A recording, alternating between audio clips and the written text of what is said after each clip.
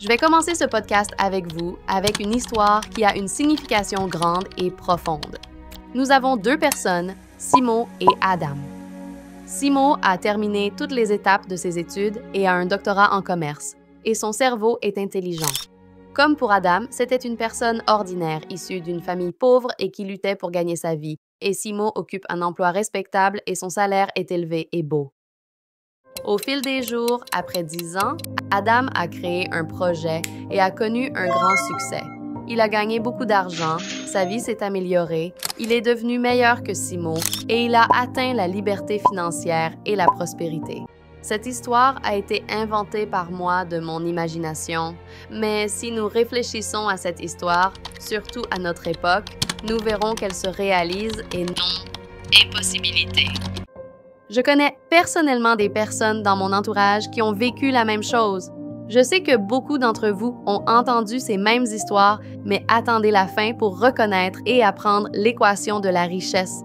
Mais avant cela, nous prendrons ce cas et l'appliquer dans un autre domaine, par exemple, le domaine de la médecine.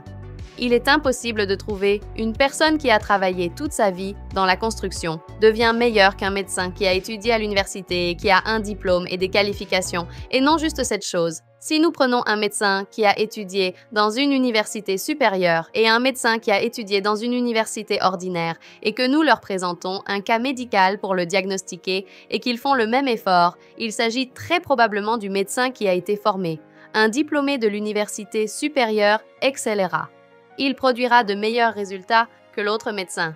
La même chose est dans tous les domaines, mais en argent, peu importe combien vous étudiez et apprenez, une autre personne peut vous surpasser et elle n'est pas à votre niveau de l'éducation. Pourquoi cette chose?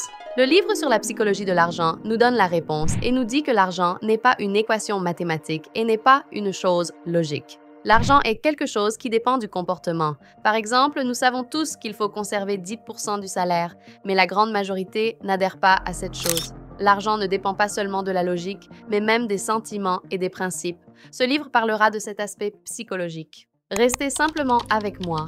Et avant tout cela, préparez du café ou votre boisson préférée, car ce podcast est intéressant et amusant et contient des points importants. Et n'oubliez pas de vous abonner à la chaîne